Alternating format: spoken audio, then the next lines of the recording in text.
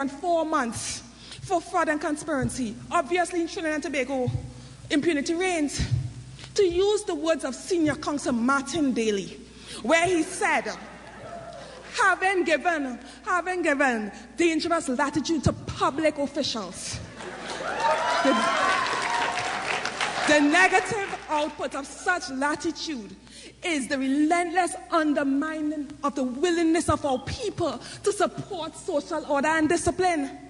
Therefore, we say we have built a solid case that integrity and transparency cannot be achieved and maintained in the absence of effective sanction, and certainly not in this country where impunity reigns. I thank you.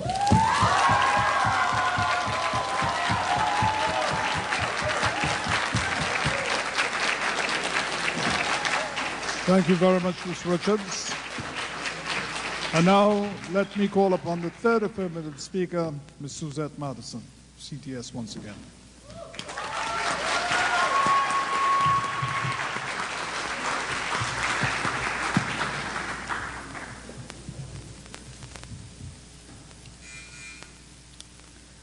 Ladies and gentlemen, while my opponents focused on sanctions as penalties for breaking rules, they have neglected to say how the achievement and maintenance of the values of integrity and transparency can be achieved and maintained. My teammate and I have both had our minds opened during the preparation for this debate. It has provided us with a deeper appreciation of our responsibility towards the achievement and maintenance of the values of integrity and transparency. And I'll give you an example. In my work life, I have been exposed to many types of training and learning opportunities at almost all of the companies I've worked within. How many of us have had ethics training aimed at reinforcing and re-emphasizing the values of integrity and transparency without sanctions being brought to the forefront? I was an employee of one of the massive group of companies during their rebranding exercise in 2014. At the time, the general public had no clue as to the surprise and magnificent display that was headed their way on that Monday morning, June 30th, 2014.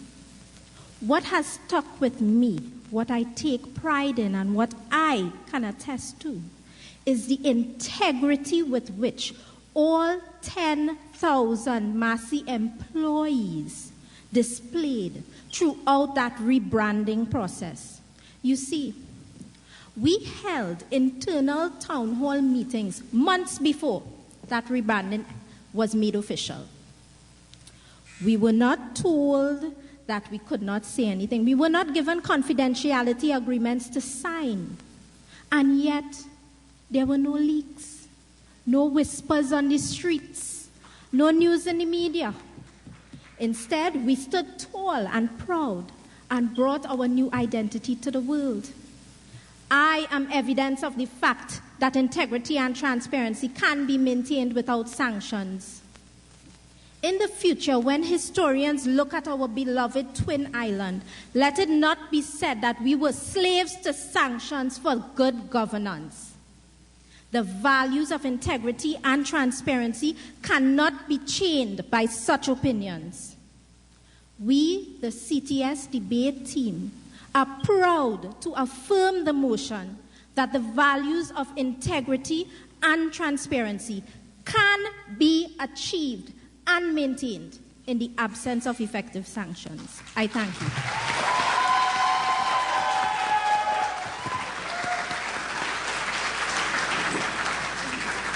Thank you very much, Ms. Madison. And now for the third negative speaker, Ms. LaToya Richards of Altamont Chat.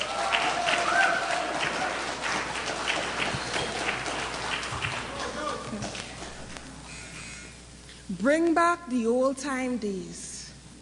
Bring back those old-time ways. I know everything must change, but I still love the old-time ways. Used to be that everyone could afford to live right. Just to feel nice, you didn't need no paradise. used to be that everyone cared about each other, lived like brothers, respected one another. Bring back the old-time days. Bring back those old-time ways. I know everything must change, but I still love those old-time ways. Be it resolved that it could never be true, that integrity and transparency can be achieved and maintained in the absence of effective sanctions. We have spent the last 30 minutes demonstrating to you that in the absence of effective sanctions in Trinidad and Tobago, integrity and transparency have not been enough to protect the public purse. We have shown countries at the highest levels of integrity and transparency, and we have shown you where they have used effective sanctioning. We have illustrated that international conventions have endorsed the use of effective sanctioning. And we have spoken down about the broken down systems in our society and our prevalence in impunity that makes it difficult for integrity and transparency to be achieved and maintained in the absence of effective sanctions. In contrast, which must fluff and fanfare, our colleagues on the other side have put forward one argument, that we have sociocultural measures in the form of integrity frameworks. And while we do agree with them, because it is a good argument, we are saying that is not enough. We are saying that they have ignored international conventions. They have self-servingly adopted a narrow perspective of what a sanction is. And look, whatever approach you want to use, whether it's socio-cultural versus legalistic, religious versus secular, sanction versus incentive, we are saying this. Whatever cocktail you come up with to maintain integrity and transparency, effective sanctioning must be part of that mix. Because to say integrity and transparency can be achieved in the absence of effective sanctions is naive. And as much as we want to say we are all guided by our conscience, that is a perfect world in which we don't exist. So, as much as we want those old-time days, and as much as we crave for those old-time ways, if we adopt the arguments of the opponent, we'll be failing to acknowledge that as a people, we have changed. I thank you.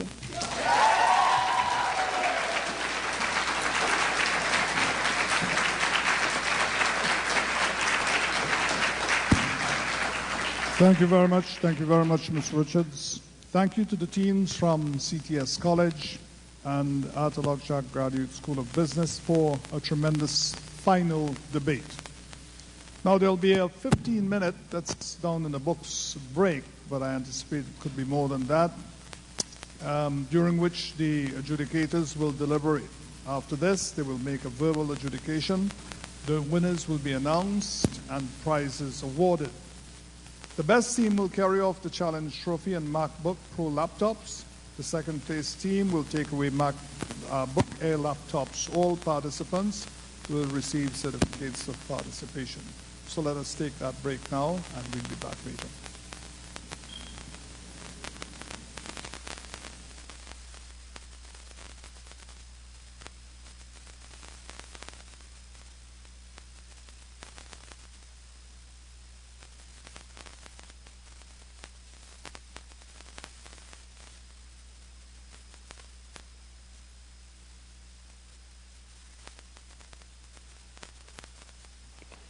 So there you had it. We have the debates. They are over and done with.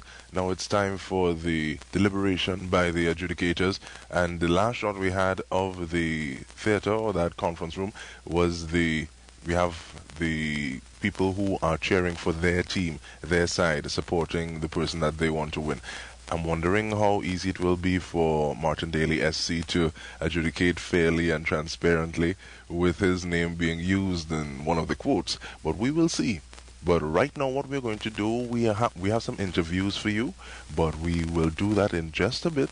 Or rather than that, let you know some points of interest. The adjudication has been a bit different in the preliminaries versus the semifinals. Different to last year when teams were judged against each other.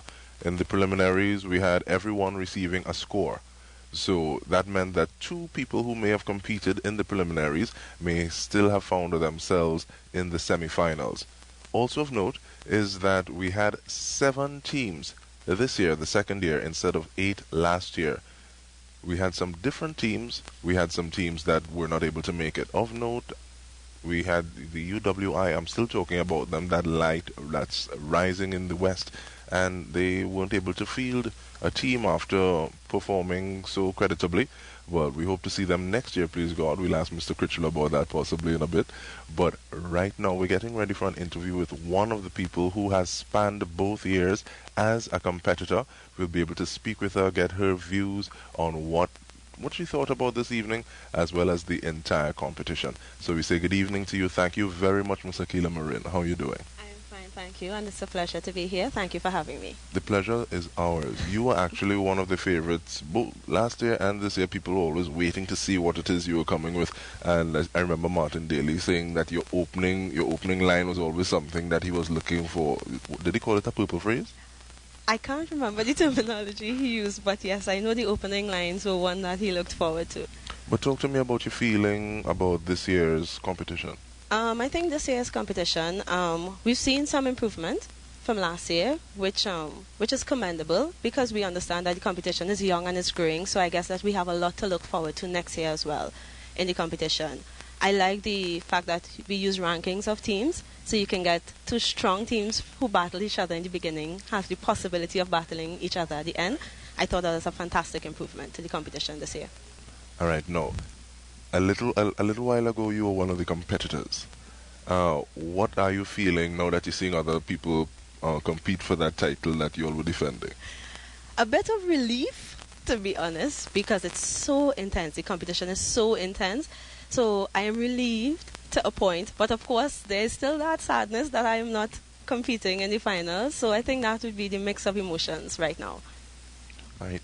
And I'm wondering, what kind of changes have you seen within yourself or with the people around you after competing in these debates? Definitely, I would say some of the changes that you see within myself first is the ability to listen better in every sector, not just in competition, in life in general.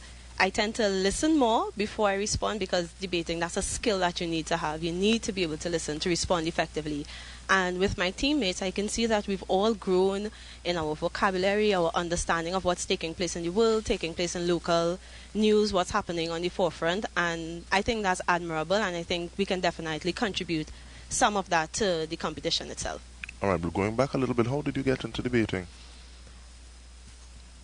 I had fantastic lecturers at COSTAT, and our lecturers and some of the senior members of staff saw potential in me and asked me to give it a go, and it was really I'll try. And then to see that what they saw was really true, and to see us push through to the competition here and in Greece was fantastic. I think I can attribute that to my lecturers and faculty. All right, so we're going to talk to one of your lecturers in just a bit. Yeah. So we want to thank you so much, and best of success in all your future endeavors. Thank you very much. All right, have a blessed one. Take care. All right, so in terms of speaking with Ms. Marin, we got an idea from the level of competition. We'll now be speaking to someone who will speak to the facet of coaching, lecturing, encouraging someone to go forward, and just playing the role of mentor. Now, people who have spoken about this gentleman, they've spoken very highly of him, so very happy to be able to speak to him in person to find out what is going through his mind as he takes a look at what is going on here this evening at the finals and prize giving ceremony. Reminding you, though, that you can also see a rebroadcast of this on Saturday at 10 a.m. Of course, it's on our TV4. Now we get a little closer to the man. We talk to him, Mr. Roddy Batchison. Good evening, sir. How are you doing? Good evening. Thanks so much for having me. Pleasure is ours. Thoughts this evening? I'm really excited by what I've seen so far. The debate competition throughout, from the prelims, the semis, and tonight, has been of exceptional quality. And I think the Integrity Commission really ought to be congratulated for this initiative and for carrying it on from last year to this year. I see this as something that will be long-standing, and I hope that indeed Costa will continue to be involved in it in a very significant way, and we'll definitely be back next year to do better than we did this year. All right, but talk about the club in Costa. How was it formed, and how is it structured, maintained? Who gets into it? Right. Well, largely, I would say that at Costa, because of the nature of our degrees, there are many general education courses that we do.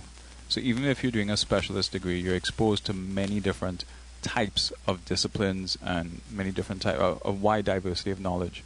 And that really puts every single COSTAD student in a position to be conversant on matters and issues that affect us internationally, that affect us nationally. We could talk about science, we could talk about history, and it doesn't matter if you're a psychology student or a mass communication student or a student from information technology. You are exposed to this wide diversity of information. Therefore, it makes the COSTAD student as a student who's really particularly interested in participating in debate. And therefore, it's quite competitive for us to select persons to represent us. But we come up with the best, and ultimately we're very happy with who we chose. So, have you seen an increase in popularity in the club since the debate last year? Well, I would say so.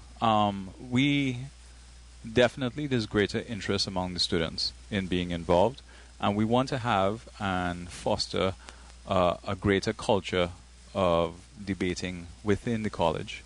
And I think what the Integrity Commission has been trying to do is foster this within all tertiary education institutions in the country. And once you do that, it will make for a better national competition as well, because even the competition internally in each institution, but particularly I think in COSTAD, will be of such a high caliber that they will, by the time we get to the national debate, it really, really will be an exceptional competition.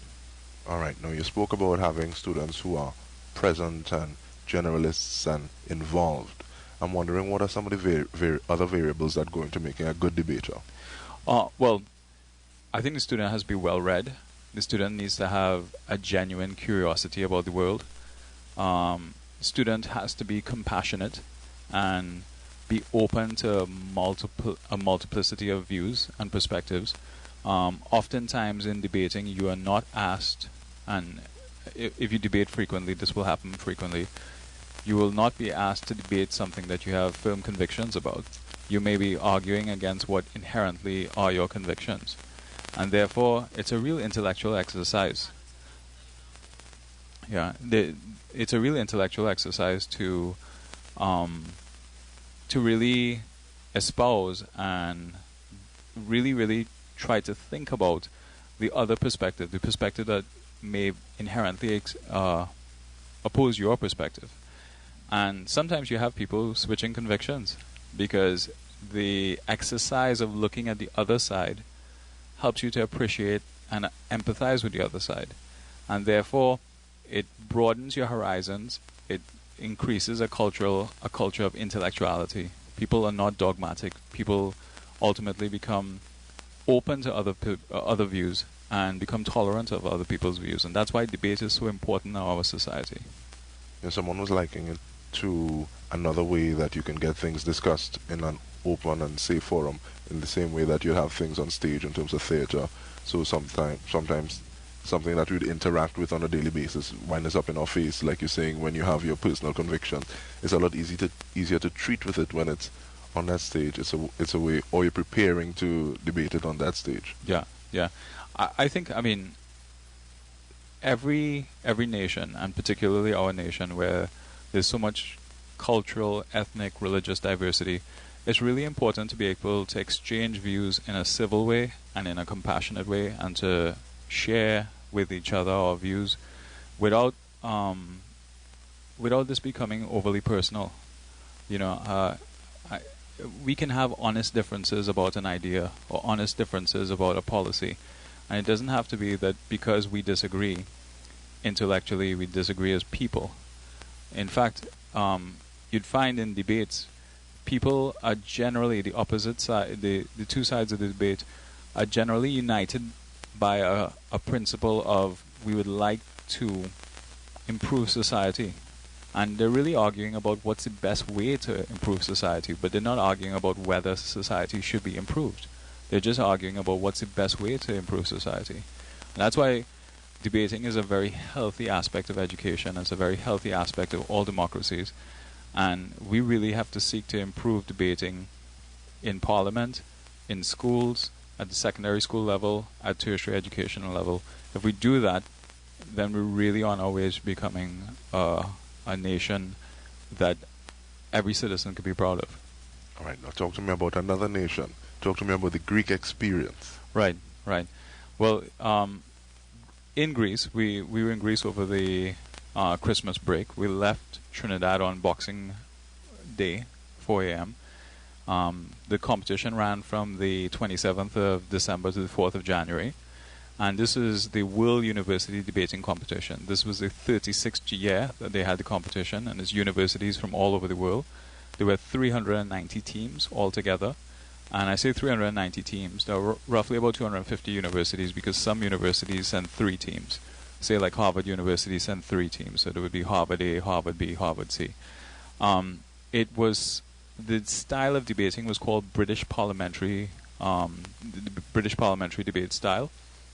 And that is different from the debating style that we use here at the Integrity Commission and what we use nationally. It was interesting for us. It was a great learning experience for us. It was an enriching experience for us. I think the institution as a whole benefited from it. And it was an eye-opening experience to see how important debating is throughout the entire world.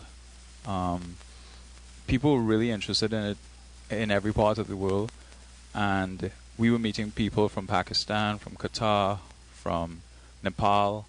We were meeting people from Romania and Russia, and these are teams that we met and defeated.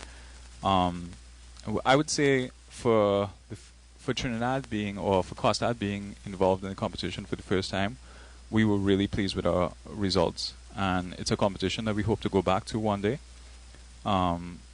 Once we can raise the funds to do so. That's one of the things I wanted to ask you. What kind of process goes into raising the funds? Is it more school-oriented? Do you call in parents and well-wishers? Well, I'll tell you, we actually used our winnings from the last time we competed in the Integrity Commission debate. The check that we won, we definitely devoted that to participating in the international competition. And in addition to that, the last time the institution really stepped up and paid for all the costs for us going there. But since the economy is different from how it was in June 2014 or in June 2013, we can't expect that level of commitment. So we will certainly have to raise funds on our own this time. And I think it's something that it's a worthwhile undertaking. It's something that we're definitely going to endeavor to make happen. But I think when it comes to education in our country, it's important that national institutions, national tertiary education institutions, are represented at international competitions. When we were there, people were reaching out to us all the time and saying, "Where is Trinidad?" And yes, I've heard of Trinidad, and so good to see you all here. It's so good to see you all represented. They were asking us about the English-speaking Caribbean and what is the debating culture like in the English-speaking Caribbean. And whatever we learn in these international competitions, we bring back to the institutions and do what we can to share with everyone. And that really enriches society as a whole. So it's a worthwhile investment. It is a worthwhile investment, and it's something. It's something I could see all Trinidadian institutions, particularly Costad, going very far in the future competitions. Our first time in the competition is enormously competitive. The ultimate winner was Harvard University. So you're competing against the Ivy League schools all over the world: Oxford, Harvard, Yale, London School of Economics. It's a really, really stiff competition. But we've got to put ourselves out there and participate in that competition to really elevate our game at home. Well, many times you hear the debating team from possibly UWI Mona. They've done well against Harvard or Yale. And we're very happy to hear that we have our own contingents, local, or when you say coming from Trinidad and Tobago, doing that as well. But talk to me about the importance, as opposed to just getting out there or learning a different style, which I'll ask you about as well. also talk about the holistic development of your students through those experiences, meeting people from Russia, meeting people from Harvard. Right. Well, and I'm glad that you mentioned UE Mona, because we actually spent a good deal of time with them there. I mean, we were happy to see fellow citizens from the Caribbean. And in fact, Jamaica had sent 5 teams. And we were really impressed with that. I mean, we were simultaneously impressed and felt slightly chastised that Trinidad didn't have more teams. But Trinidad did have a team, and that was the important part. And as it turned out, Costa did the best of any English-speaking Caribbean team, of all the Caribbean teams that were there. In terms of, international exchange is so important to education and the opportunity for international exchange. Trinidad is a wonderful place. Trinidad and Tobago is a wonderful place, and it's a place of great diversity in terms of culture and religion and ethnicity, and you can for a small country it really offers a lot. But I think every Trinidadian citizen benefits enormously from international interaction. And even if that international interaction just merely comes from following international news, it broadens your horizons and it deepens your understanding of world events. It deepens your understanding of human nature. It gives you greater insight on events happening in Trinidad and Tobago when you understand international events. And therefore the opportunity for Trinidadians from any school and Trinidadians and Tobagoans from any school to spend time with people from other countries, it really is a dimension of education that you cannot overemphasize or place too much value on, or because it is such a valuable aspect of education, the notion of sharing in other people's cultures and so forth. And I think it's important for a small country to raise its international status as well, and therefore it's important for us to get out there and represent at these international events, because even though you're a small country, people know about you, and people essentially start equating you with quality, because they meet people from Trinidad and they say, listen, the Trinidadians that I have met, the Trinidadian team that we did compete against, really, really represented their country very well. And what I know of that country is positive. Now, in terms of that competition, you spoke of having to adopt a different style for the competition. What are some of the elements that Right. would differ? British parliamentary the British parliamentary debate style actually is viewed as a type of classic style of debating, and it's really practiced in England and places like Oxford and Cambridge and so forth. And this World University Debating Competition, it's been for 36 years they've been doing this, and it is a really recognized international style of debating.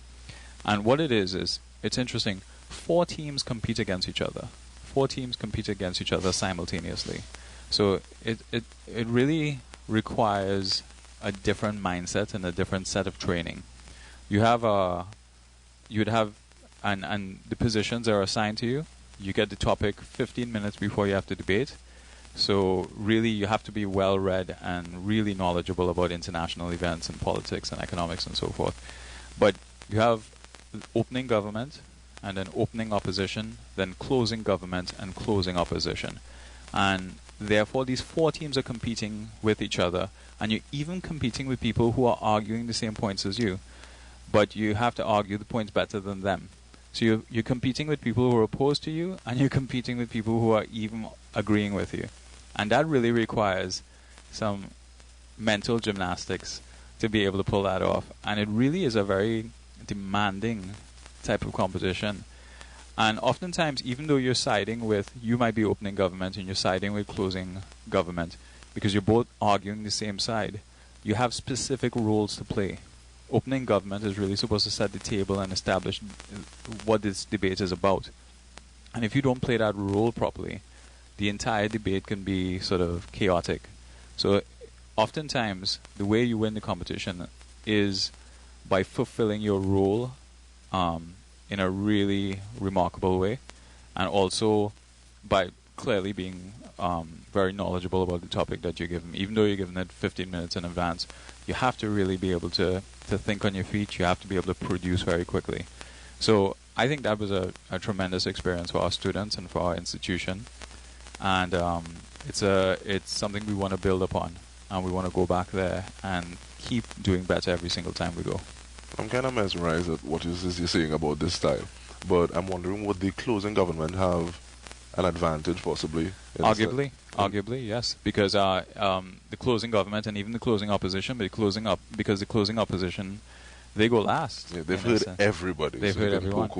Yeah. So, and by the way, I found it to be the case. We participated in 9 debates like this. So 9 4-team debates. So in each debate we had 4 teams, and we did this 9 times.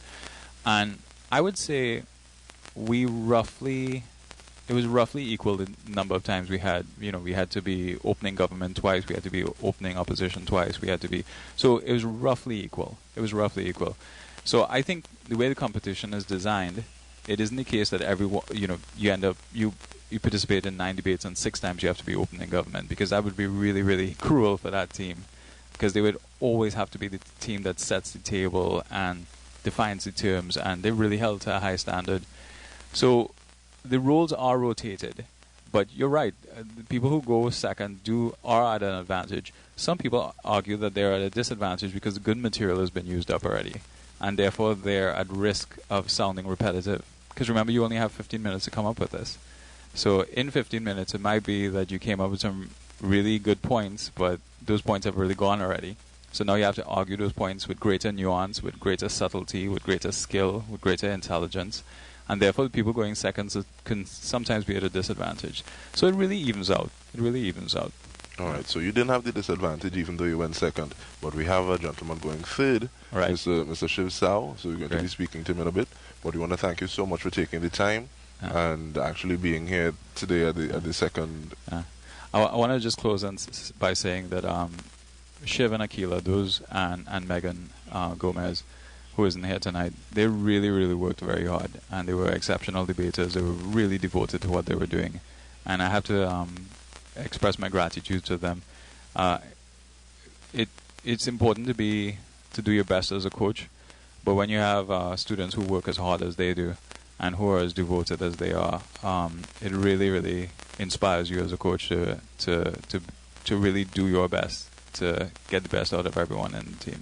Definitely. Great. All right. Thank you so much. Thanks so much for having me. Yes, okay. That's Mr. Roddy Batchersing, teacher, coach at COSTAT. And we're going to be speaking with one more member of that COSTAT team. Well, this is the COSTAT team from last year. But reminding you, we are live on TV4 Our TV. We will have a rebroadcast of this event next Saturday. Right now, you can actually stream live. You can tell someone they can stream live.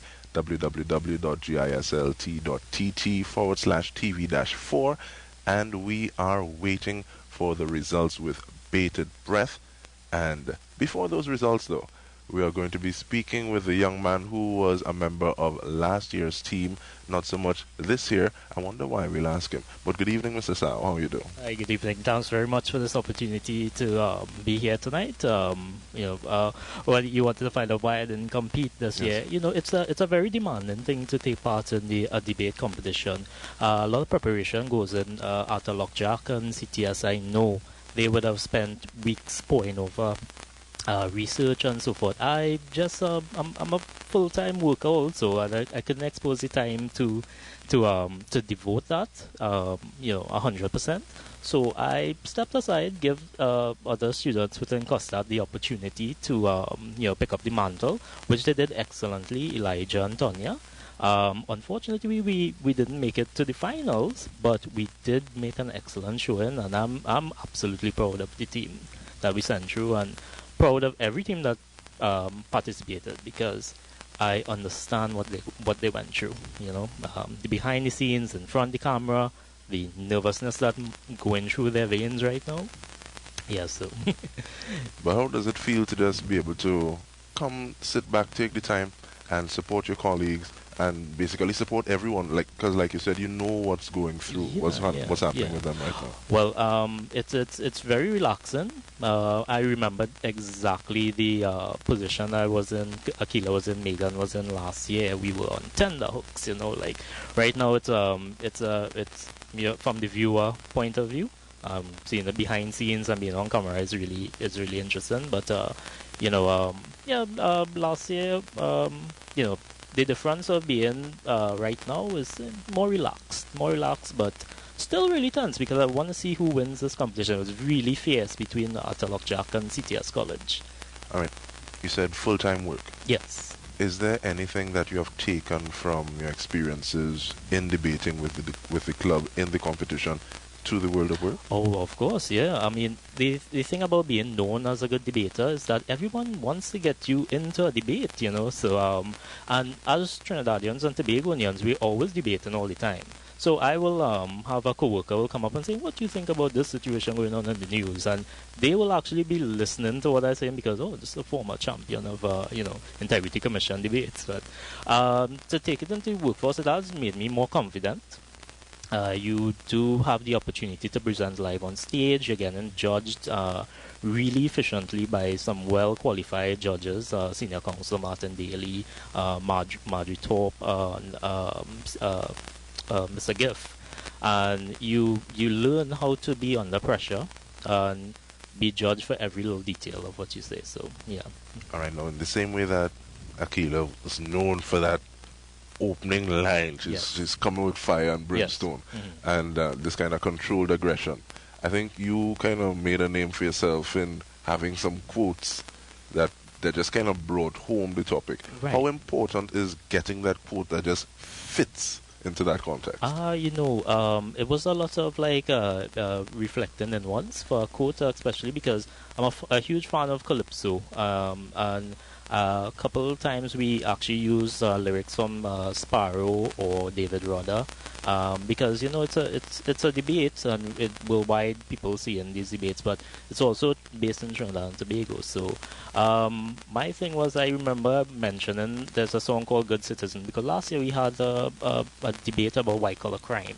And The Good Citizen is a song from the 70s, that Sparrow song. I wasn't born yet, but yet I've heard it so many times because my father was a huge fan of Calypso music.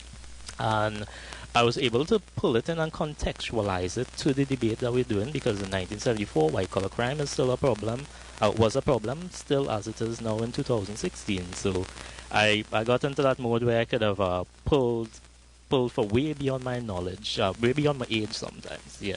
But well, one thing about our style, and I think that played a lot to our favor last year, is that we had contrasting styles. There was very much of a start off of a calm, ease you in and give the other team this false sense of hope that this is just going to be a run over. And then we almost talk about it like water and fire. Like, I'll come and wet them down and Akila will come and light them up. Yeah. Now, in terms of different styles, the different trajectories, different combinations, what do you think is a good combination? Well, definitely you spoke about the combination of you and Akila. Yes. But in terms of having, and Martin Daly also, the judges spoke about sometimes feeling that a team was balanced or it wasn't as balanced. Yes. How do you think you kind of move towards balancing a team? Well, the main factor is not to have anyone too aggressive or too laid back. And it's a real challenge because in debating, it is a dignified discourse disagreement, right? So you go through this process of getting really riled up, but it's also like keeping calm. And the thing about being too excited or too calm, because either or could play against you, is that you could lose the audience and lose the judges, that is what you don't want to do. Yeah. So this year we saw a lot of focus on balance. Each team, and I was fascinated to see that the last two teams were all female because they brought such inflections that that were specific to their upbringing or their institution and so forth, and they did it well. It was really a balance. It didn't feel like it was too aggressive or too soft. So I saw that improve from last year, and I know in continuing years, we'll see even more balanced debates. All right. Yeah. So speaking of debates, the results are ready. Okay. So, wow. but just before we Yes. talk a little bit, I want to ask, what kind of influence did the adjudicators have, or and the access that they gave you to actually be able to speak with them? So, okay, this is what they said, but at the same time, I didn't quite get that point. I want them to elaborate on it a little more. Well, Talk about Dave. No, Mr. Daly, Mrs. Thorpe, and Mr. Giff were available after each debate. Because we debated 3 times last year, which the teams that made in the final also debated 3 times. Every time after the debate, they will ask you to come and ask them where you went wrong. Mr. Daly actually told me that I had like a bit of reading during my debate, and he asked me to improve on that. That was the major thing that he told me about. And by the time we reached the semi-finals, where we went up against UE, I was able to debate without looking down at all. I mean, Marjorie Thorpe actually complimented me with the comedy that we actually put in, because one of the things about the debate that has to keep it lively is that you don't want to be too serious, because you could have that comical kind of flair also. But each one of these judges, and I'm so glad that they brought them back for the second year, would give excellent quality criticism.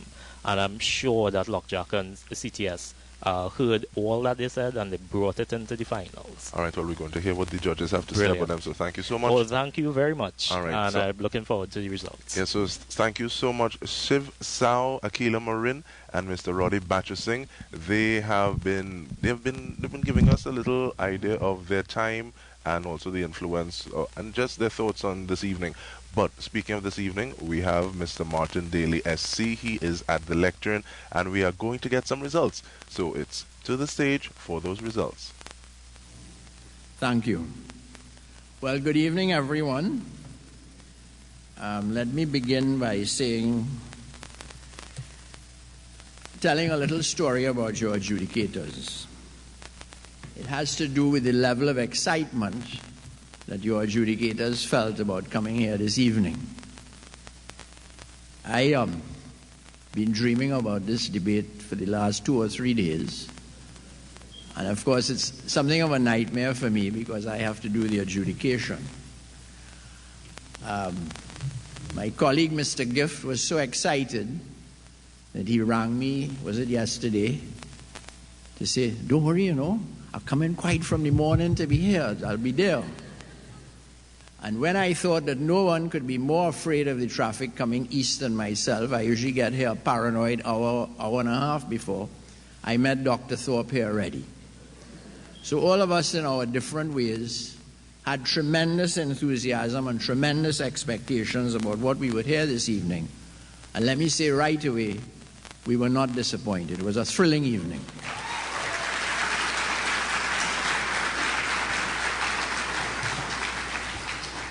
We must congratulate the Integrity Commission for repeating this debate, and I think that it is such an occasion now that budget constraints or not, it will have to be annual.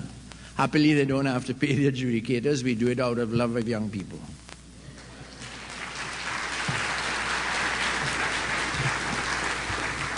Now, of course, when a debate reaches that standard, it becomes very difficult for the adjudicators.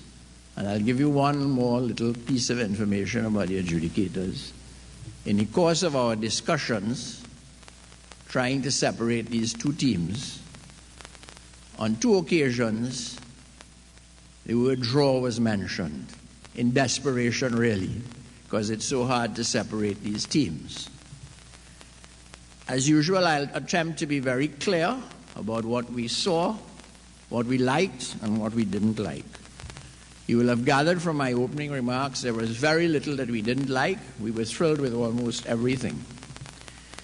2 points for the future for these debaters and those who come after them. It really is very important that you don't get buzzed out. You must stick to the time. And what that means is that if you have to do public speaking within a time constraint, you have to practice. And you have to prepare for contingencies such as points of information.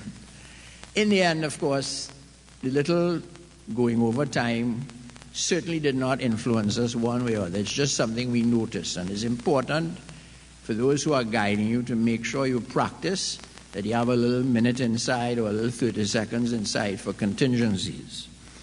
And the other thing that was a small minus was generally the points of information were not well handled. And that too was, of course, the pressure of time, because you had so many things to say in the 7 or 8 minutes. You hadn't catered for the points of information. Now, the rules for the adjudicators are actually quite stringent about points of information. But since the errors were pretty equal on either side, that didn't matter too. So we're not going to determine this about who went a little bit over time and who didn't handle points of information well. But in order to get to the highest level, that is something that needs to be looked at. After this, it's all good, very good, and we are going to use the word flawless shortly. We are very, very pleased about two things. All 4 of these speakers matured in terms of their performance over the weeks that they have been here. They all calmed down.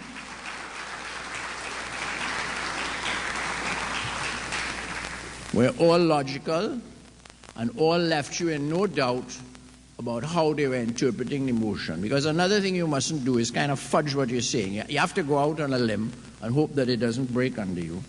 And of course, that didn't happen this evening.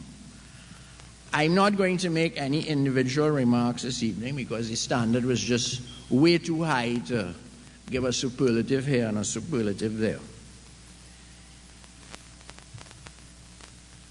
So, because it is so close, we actually wrote our reasons as though we were judges in a court of appeal or something, because it was so close.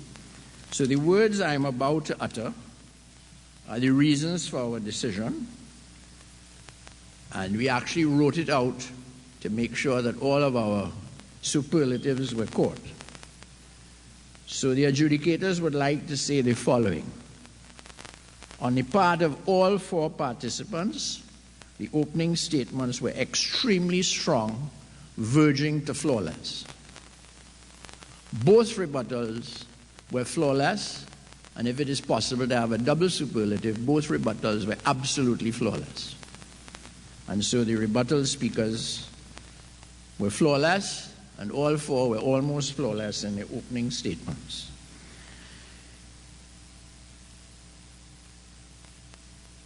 I also would ask that you pay particular attention to the bonding that took place between the 4 contestants immediately after the debate was finished. Many of you may have.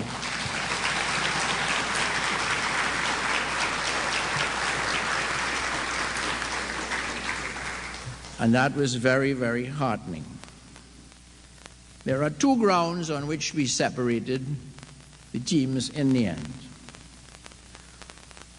One was persuasiveness. I can't say this in a way that won't give a hint, unfortunately, because we've taken the trouble to write down the exact words.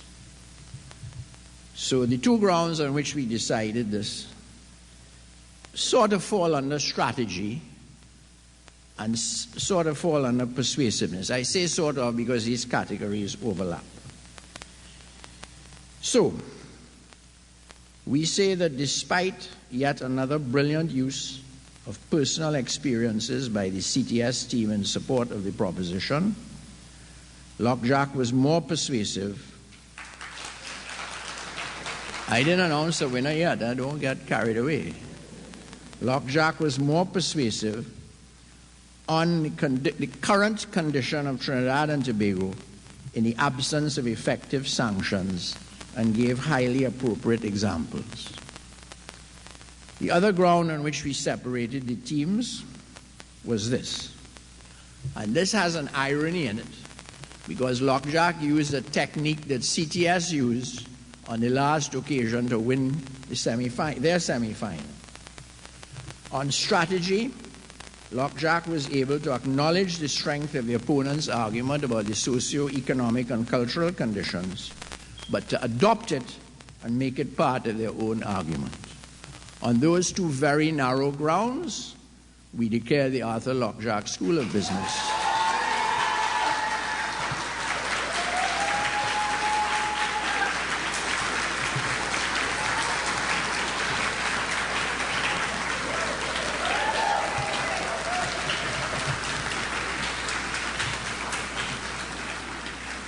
and may I say that quoting me didn't make any difference, But just to make sure you do it some more, I brought along 4 copies of the daily commentaries, signed and addressed to each one of the 4 finalists as a mark of appreciation of your absolute brilliance. Thank you.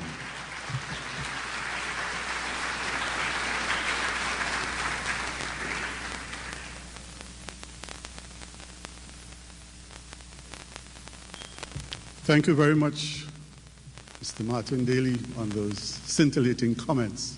And at this point, I invite the Registrar of the Integrity Commission, Ms. Jasmine Pascal, to present the prizes and awards to CTS College. Represent Mrs. Pascal.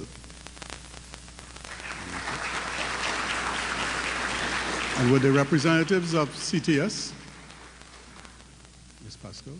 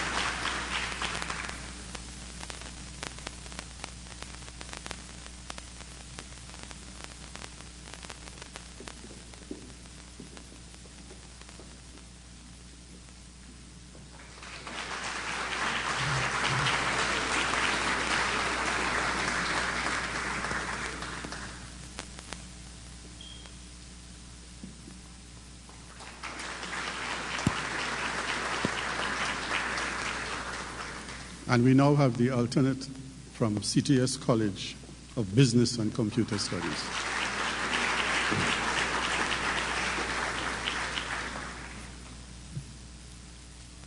Go ahead.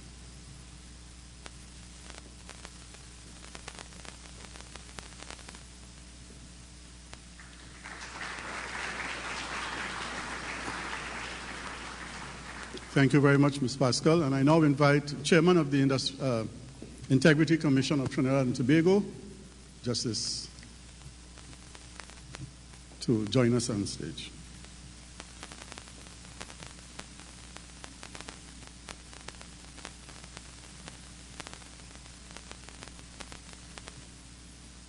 Thank you very much. And we invite the winners of this evening's debate, the Arthur Lockjack Graduate School of Business. There are 3 representatives.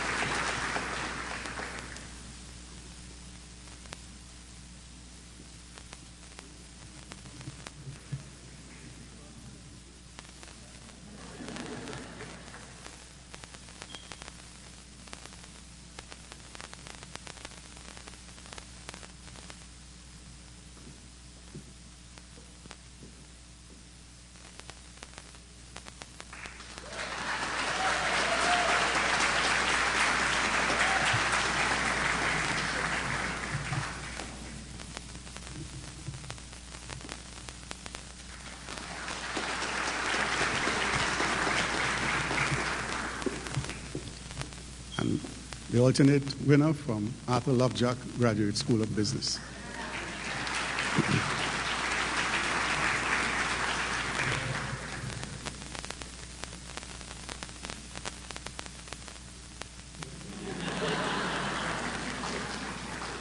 Thank you very much, Justice Hussain.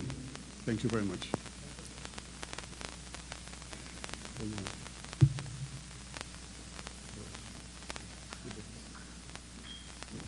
And at this point, Mr. Daly wishes to present copies of his award-winning books, The Daily Chronicles.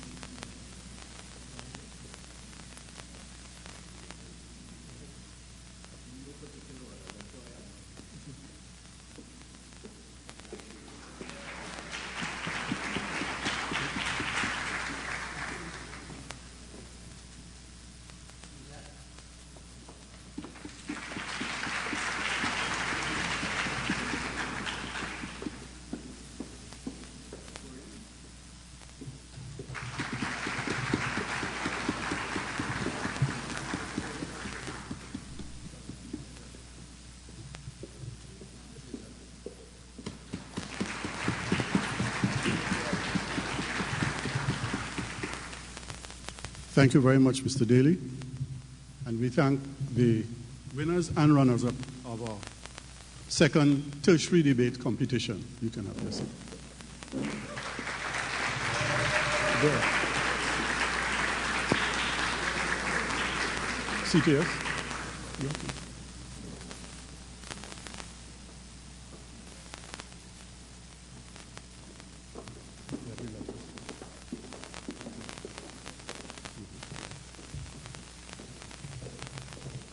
Oh, and we omitted to present the winner's trophy to the winners of this year's competition, and I need to ask our chairman, Justice Hussain, to return on stage and to present the winner's trophy.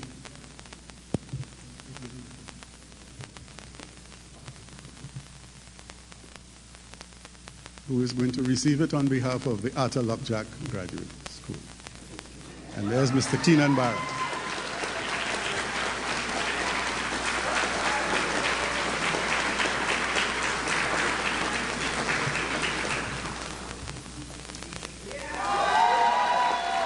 Thank you very much. This trophy looks like the one that was given in India.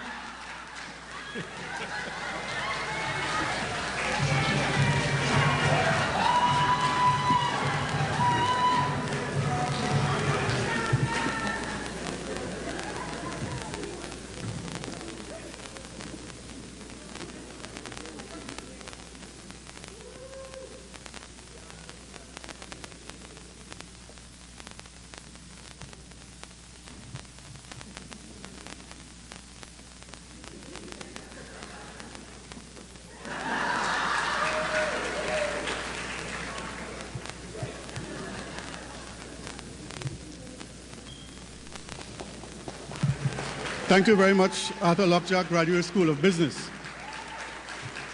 Now, after 3 days of debate, it's time, like our cricketers, to celebrate. And as the chairman said, it's a trophy similar to that given out at the T4 cricket. Now, we have had keen discussion and deliberations on various topics of integrity and ethics from 18 students from 7 tertiary institutions. They all demonstrated during the past 3 evenings of competition that this is a valuable forum to discuss crucial issues of ethics and integrity. We experienced rich research, logical persuasion, passionate belief, consistent argument. The debaters all gained valuable experience that I'm sure will serve them well for the rest of their lives. In the audience, we have been entertained and enlightened. We now have an important platform where students can show how to tackle some of the nation's most pressing challenges. And what is a debate without adjudicators?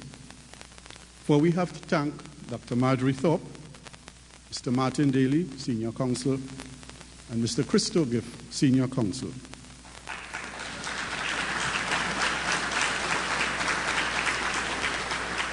Yours was the toughest role. The adjudicators in their deliberations took longer and longer, and we in the audience recognized the challenge of making a choice among contenders who were all strong with compelling arguments, and we saw that this evening. Moderating with aplomb was Mr. Jones P. Madera. Congrats to the 7 tertiary institutions that participated in this year's tertiary debate competition. Now, what happens after this debate? Next year, we look forward to an increased level of participation, particularly from those who claim to be premier institutions of tertiary learning.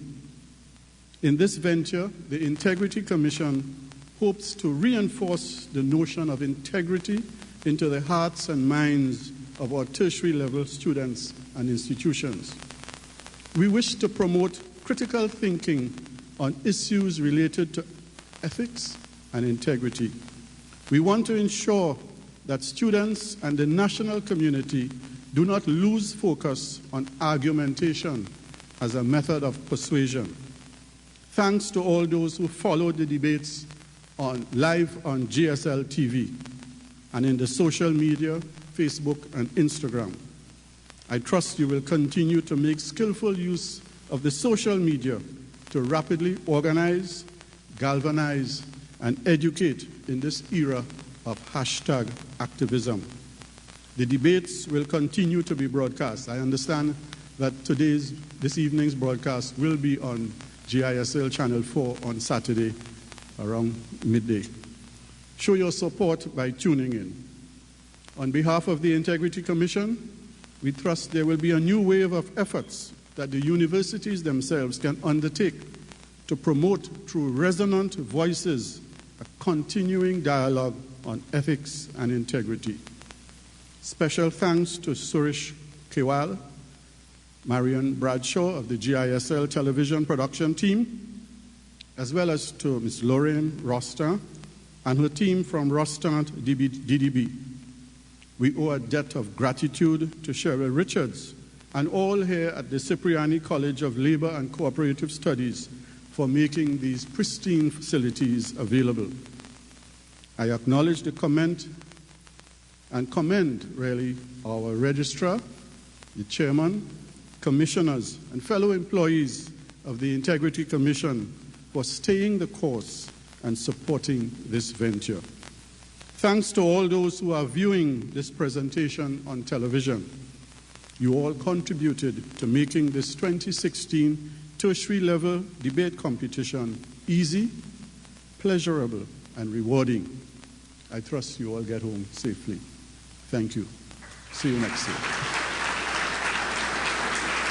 There we just had Mr. Mervyn Critchlow, the MC and the Manager of Corporate Communications of the Integrity Commission, wrapping up very beautifully what has been a very fulfilling evening. So I'll not keep you much longer. Just to affirm that yes, we are rebroadcasting this event on Saturday, reminding you though it is at 10 o'clock in the morning. That's Saturday at 10 a.m.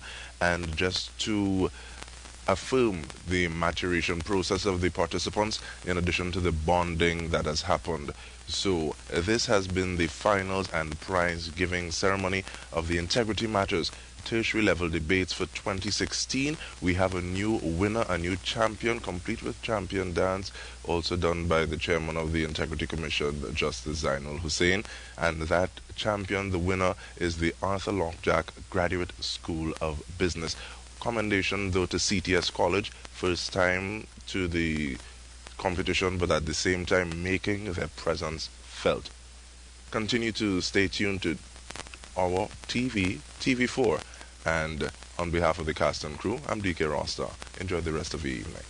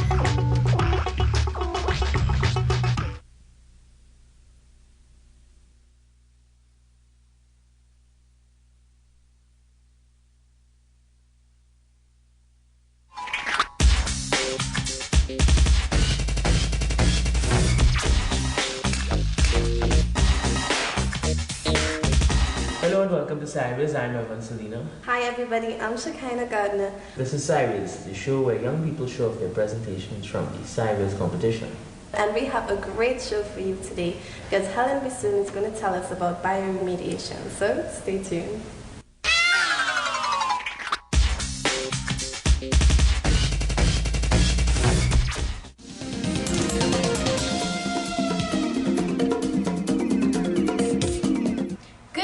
This is Darla Hudson with the MPB Breaking News Flash. There is a major disaster in progress off the coast of Point Lisas. Right now we have Sally Hansen on site to give us a live update on this situation. Well, Darla, the situation looks pretty grim down here. If you look just behind me, you would see that the MP LPG oil tanker broke the barge and spilled tons of thick crude oil. I can actually see the oil covering the entire water surface. You can just imagine what the after effects of this disaster are going to be. Has the Minister of Marine Affairs made a statement about this situation? I'm sorry, Darla, can you repeat that? Has the Minister of Marine Affairs made a statement about this situation? He wants the citizens to remain calm and stay away from the area. He has assigned scientists to assist in the cleanup action with the use of biological remedies. Back to you, Darla. Stay tuned for further updates on this major disaster.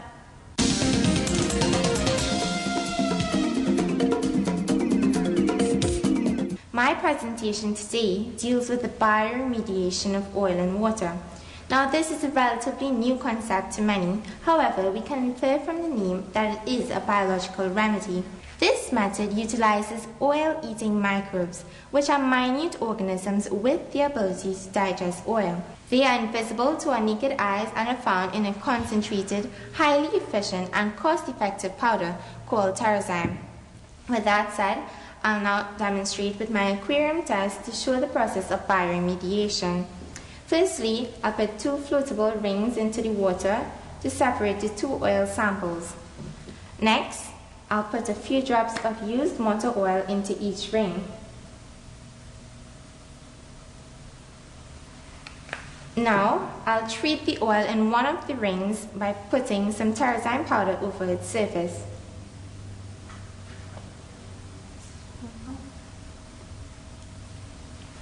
This experiment is to visually show how the Oppenheimer formula in Tertiary breaks down and converts oil spills in water. It takes about 5 minutes to take effect, and so I'll further explain.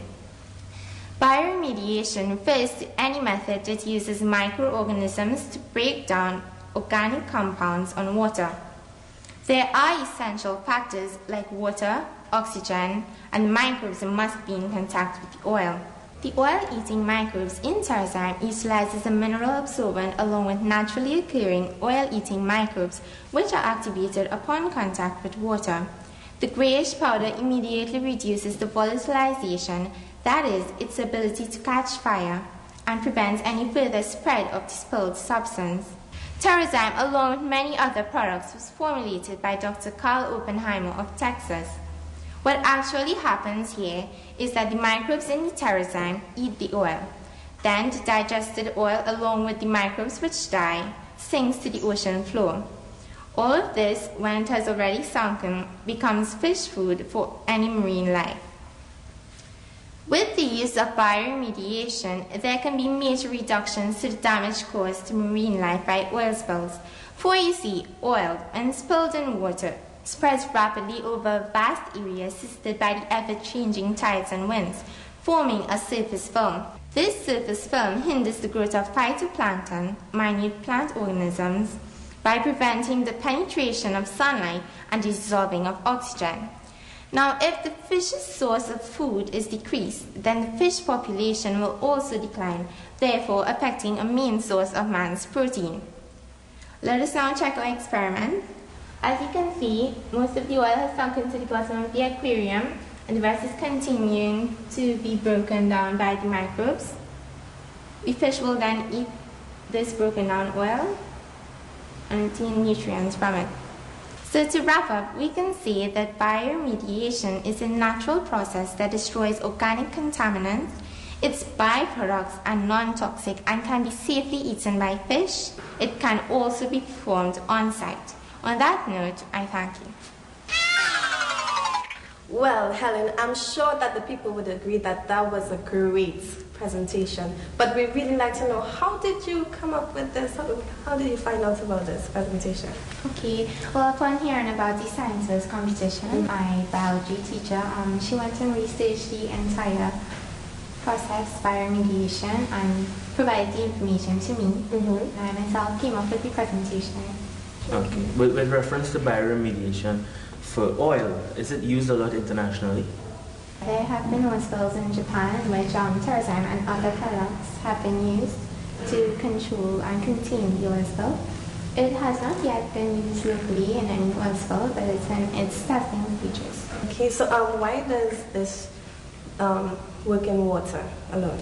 Well, the microbes, which are in the terrorism powder itself, they become activated when they come into contact with water. Is the use of terrorism, as opposed to other methods of combating oil spills, effective? Yes, it's quite effective. It's environmentally safe and also it's cheap.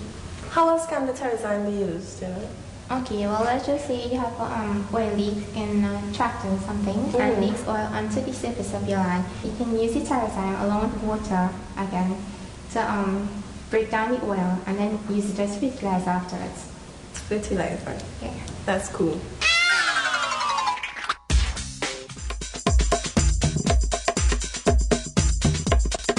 NGC is not involved in downstream activities such as the production of petrochemicals, metals, plastics, etc. Our heavy and light industrial consumers, however, are involved in these and other gas-based activities.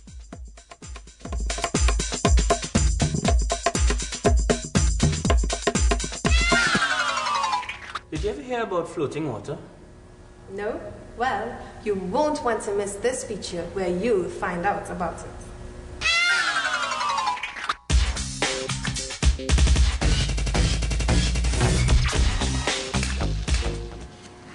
Pick a card, any card. All right. 3 it is. What if I told you that I could make water float on this card? I'd say you're crazy. Let's see. Empty glass jar, which I'm going to pour normal tap water into.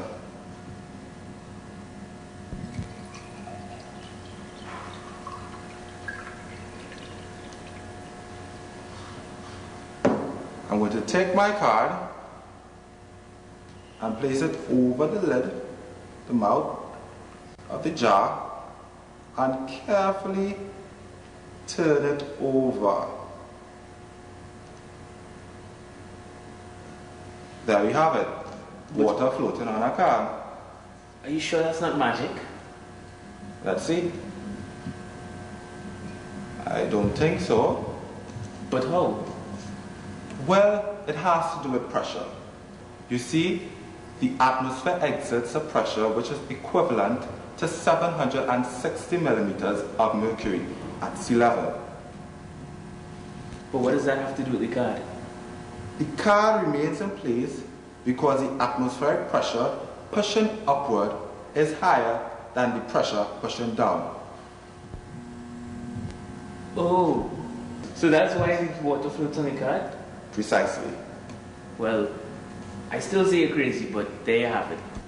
Water floating on a card.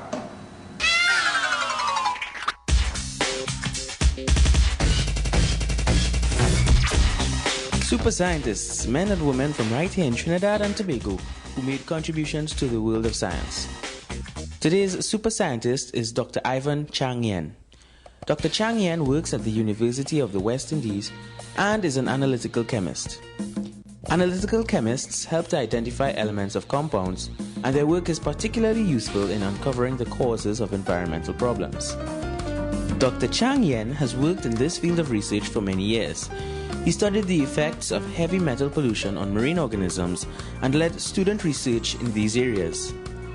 His work has been of tremendous assistance to various agencies of the Trinidad and Tobago government and the Pan American Health Organization. In his spare time, Mr. Chang Yen likes to practice his skills in black and white photography, grow orchids, and produce local wines. His service to Trinidad and Tobago is ongoing as the local representative of the International Union of Pure and Applied Chemistry.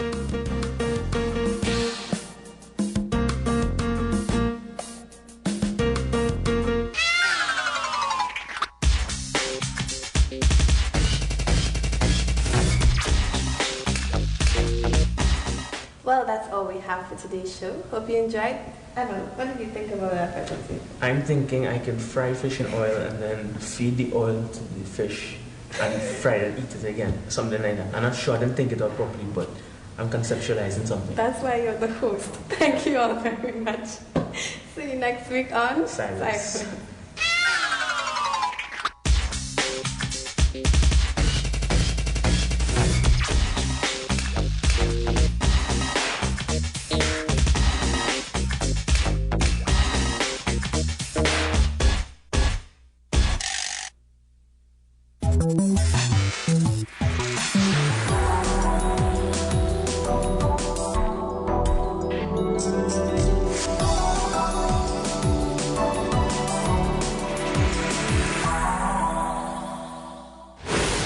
2015 is about to come to an end, and some of the most exciting news stories this year came from the field of space research. And that's why we've decided to dedicate the program this week to planets and comets. Welcome to Tomorrow Today, your science magazine on DW. Buckle up, time to take off. The Sun is at the center of our solar system. The innermost planet, Mercury, is followed by Venus. Next out is our home planet Earth, then comes Mars and the gas giants Jupiter, Saturn with its rings, Uranus and Neptune, and out at the furthest reaches of the system is Pluto, which is so small that 10 years ago, space researchers decided it isn't really a planet after all. And now Pluto is called a dwarf planet, but that doesn't mean it doesn't have a lot to offer. In fact, the opposite is true. Last summer, for the first time, a NASA probe passed Pluto in a spectacular flyby, and it turns out that the icy world is geologically much more complex than expected. Over the last 6 months, Pluto has surprised again and again. These images were taken by NASA's New Horizons space probe on its flyby of the dwarf planet in the summer of 2015. New Horizons was the first probe sent to study the distant reaches of space that are home to Pluto and its 5 moons. The voyage took nearly 10 years. Pluto's orbit around the Sun lies at the very edge of our solar system. Even the Hubble Space Telescope, in orbit around the Earth, could not resolve the surface. The dwarf planet was simply too far away. The new images astonished the researchers. Pluto is small, only about a third of the size of our moon. But the surface is wildly varied, with crags that rise 3,500 meters into the sky. So these are pretty substantial mountains. They'd stand up respectably against Rocky Mountains or other significant mountain ranges here on the Earth. But we want to see a lot more about the distribution, and we're just getting so much data soon that right now we're still scratching our heads. Planetary geologists believe that the mountains are made of frozen ice. It is still not clear whether any of Pluto's surface features are made of rock. This area also presents many mysteries. It can't be more than a couple of million years old because it's smooth.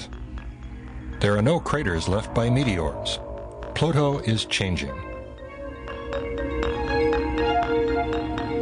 And its atmosphere is also more complex than expected. It has layers that produce chemical predecessors to some of the building blocks of life. The new image we're acquiring of Pluto has revived an old discussion. Hold up the yellow card. Around a decade ago, the International Astronomical Union revoked Pluto's status as a planet, downgrading it to dwarf planet, even though American astronomers protested. It was the only one of the original 9 planets to be discovered in the U.S., All the others were discovered by Europeans. The New Horizons mission is now setting course for its next goal. In 2019, it's supposed to reach object MU69, which is part of the Kuiper Belt, the ring made up of tens of thousands of chunks of ice and rock. That includes Pluto. Those results are certain to be exciting, but they probably won't eclipse news from a much nearer planetary neighbor, Mars. NASA wants to put astronauts on the red planet by 2035 and then bring them back again. That's not self-evident. A private initiative based in the Netherlands is trying to sell one-way tickets. Over 220 million kilometers away from Earth, the wastes of Mars. NASA wants to send astronauts there by 2030. The Mars One project wants to make the trip years before that. Mars. We won't just be visiting planets. We'll be staying. 200,000 people applied to take part in the planned Mars One mission. They all wanted one-way tickets to the red planet. In the end, 100 of the applicants made it into the final round. Among them, Robert Schröder from Darmstadt. The 27-year-old studies electrical engineering and is specializing in robotics. As a child, I always wanted to take a trip into space. I'm a scientist and also very curious. This is a once-in-a-lifetime chance to go to Mars and remake humanity and society. So Schröder might be one of the first human beings to ever set foot on another planet. But how realistic is the Mars One mission? What does it take to get there and survive? Air, water, food, and protection from radiation are all musts. Then, of course, you need a spaceship. At dawn, the dawn of Orion and a new era of American space. NASA is currently developing a rocket that's meant to fly to Mars and then return, the Orion. It's made up of a transport vehicle and a smaller lander module. The trip there and back again will take 2 years and cost around $50 billion. The Mars One mission is much cheaper. Its planners estimate a one-way trip would cost just $6 billion. It foresees new rockets every 2 years that bring more settlers, living modules, and supplies. The goal is to establish a permanent colony. It's an insurance policy for humanity. If the Earth were destroyed by something, then we'd have a backup where people would live on. But life on Mars would be hard. Heavy radiation and temperatures averaging about minus 50 degrees Celsius would force settlers to live underground. They'd also have to grow their own food to survive. At the Institute of Space Systems in Bremen, scientists are testing greenhouses that only require light and water. The astronauts are the source of their own organic fertilizers in a closed-cycle garden designed to provide fresh produce on long space missions. Calculations show that you need about 60 to 100 square meters to produce enough food for one person. One problem is setting up the right environmental conditions for the plants. And of course, the technical systems are still not fully mature.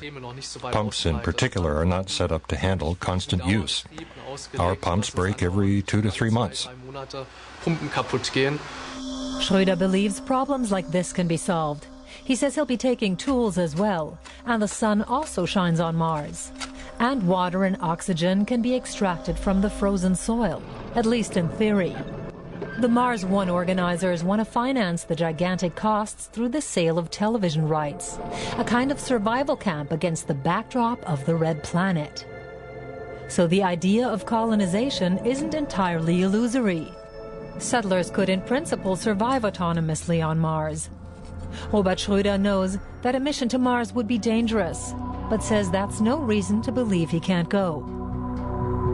When Christopher Columbus set sail over the sea, he also didn't know if he'd ever be coming back. Though there's one big difference. Even the greatest explorers in history could always hope for some kind of help along the way. Or in a worst-case scenario, they could turn around.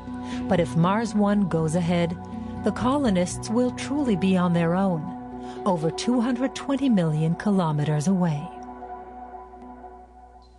And here to tell us more about the obstacles that have to be overcome to send astronauts to the Red Planet is Ulrich Köhler from the German Aerospace Center. Thanks for joining us.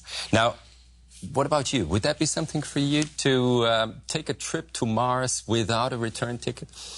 Well, not without a return ticket, but for a geologist, of course, Mars is the target to be. I mean, it's the most interesting planet in the solar system, which we definitely want to investigate. Okay. And you personally, you would also go for a trip like that? Well, 2 years return trip is a long way, so I would really think about it, let's say it this way. And the Mars One trip, so this one-way trip, do you think this is really going to happen? Is that realistic? I cannot answer this, but we all know that space programs of this dimension are extremely complex, and also there's a lot of soft factors that are very difficult to overcome, like illnesses and psychological topics and all these issues. But the biggest problem is, of course, to get all the infrastructure run on Mars, and nobody has done this before, so I'm very skeptical. What's the key challenge if you wanted to set up a base up on Mars? Well, it's the harsh environment on Mars. It's extremely cold at night. It has harsh radiation. It has no ingredients for everyday life, so we have all to bring with us and to produce it there. And nobody has done it before robotically, so a big challenge, so to say. I can tell. But the first experiments are actually taking place, as we've seen. But do you think that one day it might be necessary for humankind to actually emigrate, to colonize another planet? Well, it's so far away that the sun will blow up to a big red giant. It's billions of years away, so we cannot say the least about this period. So definitely Earth will vanish in some days, but whether this will make it necessary to get for humankind on Mars, I doubt that. The bigger risk probably is that we ruin Earth and we need to take off. Oh, we will take care of Earth. I'm sure about that. Okay, so give us another hint on Mars, why it is so special and so important to actually send a person up there to find out more secrets about this planet. Well, most interesting is maybe that we can look into the past of our solar system, and this also includes looking into the past of our Earth. We don't know why these planets developed so differently, why the Earth became so environmentally friendly for life and Mars didn't. Did life ever exist on Mars too? So these are maybe the most fundamental questions on Mars. Thanks up to here, Ulrich Köhler. As we leave our planet to explore the solar system, another exciting topic is comets. Planning a mission to one is no simple task, not least because they often follow gigantic elliptical orbits, like Churyumov-Gerasimenko, or 67P. For over a year, the Rosetta mission and the Philae lander have kept us on the edge of our seats. The mission has cast a lot of light on these mysterious icy bodies. We talked to a key figure at ESA to find out more about Rosetta's many exciting discoveries. Again, another opportunity. This would be feasible as a... Andrea Akamatsu is the director of flight operations for the Rosetta mission. At the end of the day, he carries the responsibility for its success or failure. Well, I've spent 18 years of my professional career working on this project, and of course it has become part of my family. I think it's every day, there's every day I think of Rosetta, even though nowadays I don't work every single day on Rosetta, but I think of the spacecraft every single day. It's like a baby within the family. The biggest challenge of Rosetta has been preparing to characterize the comet. What does it mean? Well, we had to develop engineering models of the comet itself to be able to fly around it, to select a landing site and to land. But this we could do only the moment we were at the comet. So those 6 weeks, when we arrived at the comet, the first 6 weeks were a nightmare for us. It was the first attempt ever to place a probe in orbit around a comet and send down a lander to its surface. People all over the world were captivated by the spectacle in space. But I must admit, the one that raised the strongest emotions in me was the day we came out of hibernation. This was almost 3 years without contact with the spacecraft. I was pretty sure the spacecraft would come back, but there was nothing I could do. But for the hibernation, we had to fully rely on the spacecraft itself. And this was an explosion of joy, for sure. Churyumov-Gerasimenko condensed from a cloud of gas and dust that is older than our solar system. The comet is now losing some of that material again as it heats up on its approach to the sun. ejecting it from the surface in huge fountains. For the last few months, the orbiter has had to keep its distance. Now we are again at distances where we could have a radio contact, so we are waiting for it to appear. But of course we don't know exactly how Philae is doing. We don't know it very well, so we are just listening in. If Philae wakes up, then we are ready to pick up the signal. Let's see. At the end of the mission next September, ESA will try to land the Rosetta orbiter on the surface of the comet as well. During its descent, it will take many more highly detailed images. Doing missions that approach these small bodies, comets and asteroids, what is very difficult is first approaching them and then orbiting them, doing operations close to this body. Their gravity is extremely weak, and this makes the whole thing much, much more difficult. And Andrea Akamatsu might one day be able to use the results of the mission in other ways. He says if an asteroid was on a collision course with Earth, what his team has learned from Churyumov-Gerasimenko could help divert it. Ulrich Köhler, it would be a sensation if Philae really woke up again. What kind of scientific findings could be gained if that happened? Well, there's quite a lot of data certainly stored on its recorder. And we could get this data and get more interpretations on what's going on the surface of the comet. That's most exciting, to get this data. On the surface while it was actually circling close to the sun. Correct. We have to go on distance with the orbiter now, and now we're approaching again. So we set the Philae lander what he should do when we're gone. And so maybe we get new data, new measurements, new temperatures, and new magnetic field measurements. All this data could be stored to the orbiter. Okay. What were actually the main scientific results that this mission delivered?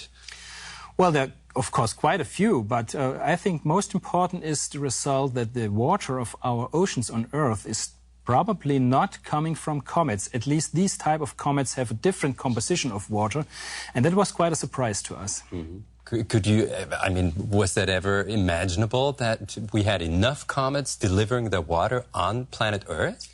Definitely. We have billions of comets still today in the solar system, out in the very far distant areas, in the Oort cloud and in the Kuiper belt. So if you count these impacts together, there would be enough water for filling the oceans of the Earth. Mm-hmm. Another idea was actually that life was brought to Earth by comets. Could Rosetta actually solve that riddle?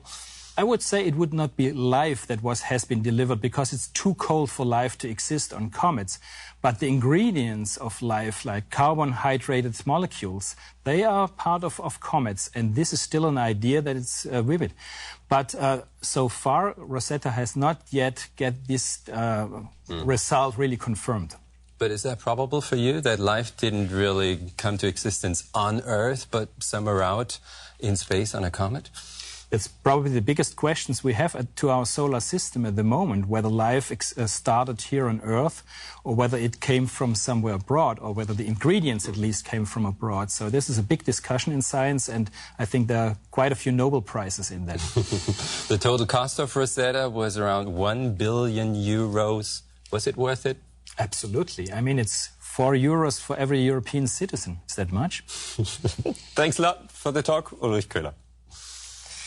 Space travel nowadays isn't only about new goals. Many old ones remain fascinating. Researchers, for example, are now very interested in our moon again. India, China, and Russia have all started ambitious programs to put people there within the next 20 years. And the Europeans are even dreaming of building a base on the moon. A viewer from Nigeria has a question about our closest celestial companion.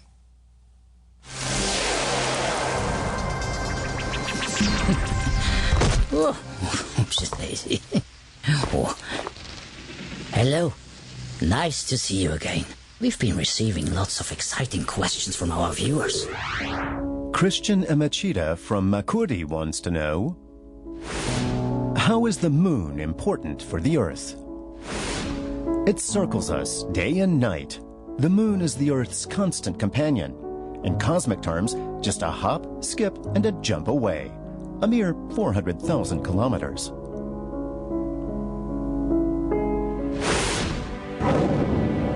The moon was probably created when another huge celestial object slammed into the primordial planet long ago.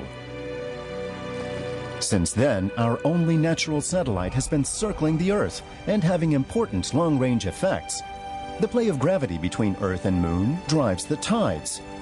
And the Moon also slows the Earth's rotation. Without it, the planet would spin 3 times as fast. Days would be just 8 hours long. But perhaps most important of all, our satellite stabilizes the Earth's axis, a prerequisite for a stable climate. So the Moon plays an incredibly important role in life here on Earth, and it will be our first stepping stone in further manned exploration of the solar system. Researchers are planning bases they hope to build there, along with settlements and factories, in pursuit of valuable mineral resources that are in short supply here on Earth. If you have a question, write us by going to our website. See you soon. And don't forget, the most important thing is to never stop asking questions.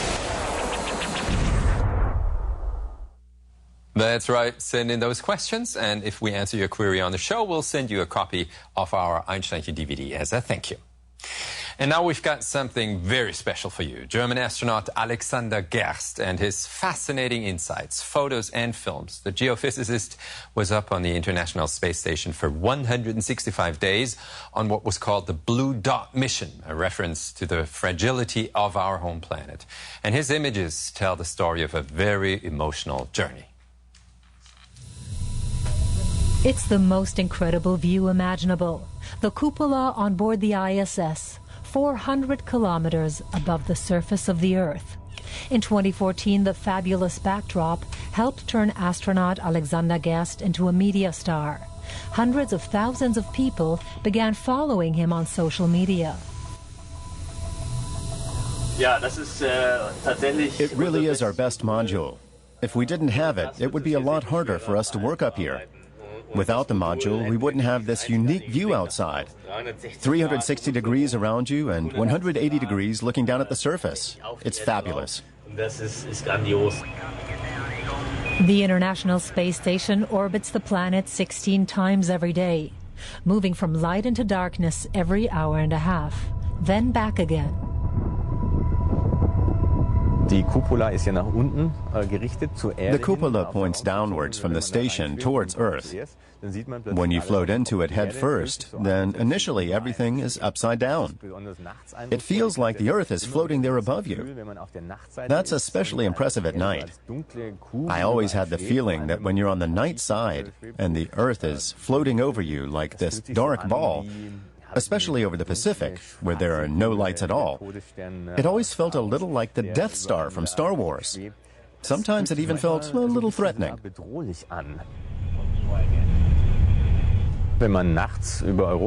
When you fly over Europe at night, it's this sea of lights. You can identify each individual country from the outline of the lights alone. Stop and think about it. 200 years ago, it was all dark, all black. Now the planet is actually brightly lit on the night side as well. Gerst did what any of us would have done.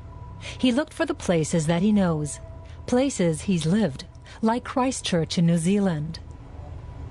I think that picture is one of the best ones I've ever taken in my life. It has this incredible complexity. I can look at this picture for hours and still keep finding new things in it. I think that I find it so impressive because at a single glance, you can see how perspective works with us, how it helps us. If you're standing on the beach in Christchurch and asking yourself why the water changes colors 4 times a day, you probably won't be able to figure it out. But when you look at this picture, it instantly becomes clear. You can see that rivers carrying glacier sediment from New Zealand's southern Alps are being dumped into the sea, and they swirl around this peninsula, the Banks Peninsula, and cause these vortexes.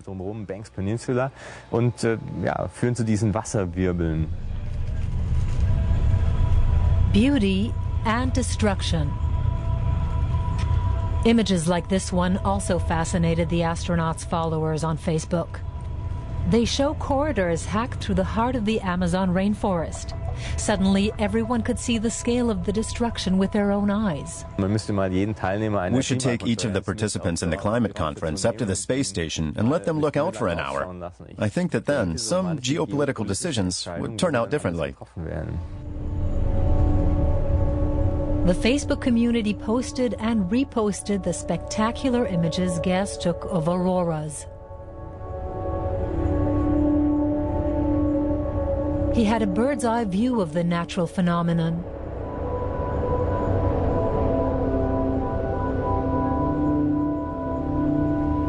The green isn't static, it flickers.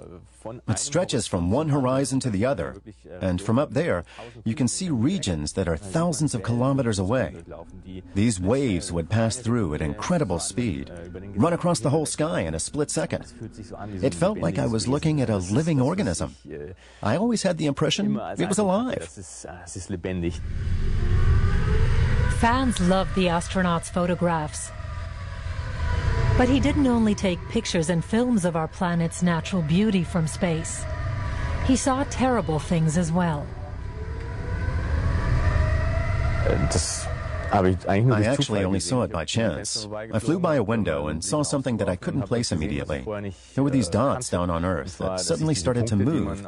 And every once in a while there'd be this flash. I didn't know where it was at first. And then it slowly began to dawn on me that I was watching people who, at that moment, were killing each other before my eyes. Guest was witnessing the launch of 100 rockets from the Gaza Strip. Israeli air defenses managed to bring them down just in time. The images from the ISS have helped change perspectives of people all over the world. Like no one else, Alexander Gerst has shown the beauty and fragility of planet Earth.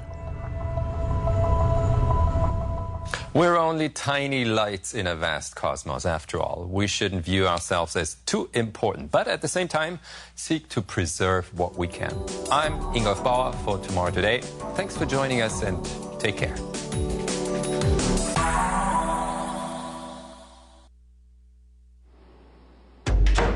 ¡Danos nuestro pasaporte ya! ¡Quiero mi pasaporte! ¡Danos nuestro pasaporte ahora! ¡Quiero mi pasaporte! Shut up! I've had enough of all of you.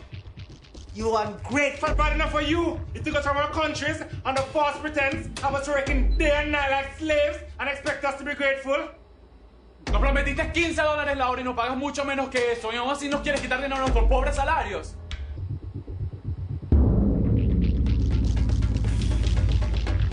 Just allow us to live. Please, give us our passports and allow us to leave. You good-for-nothings are free to leave. If you step 1 foot out of here, I will see to it that immigration sends you back to whatever hell you came from. If you know of or suspect human trafficking activity, call the counter-trafficking hotline at 800-4CTU or 800-4288. Human trafficking is a crime. Identify it, report it, stop it. A message from the counter-trafficking unit of the Ministry of National Security.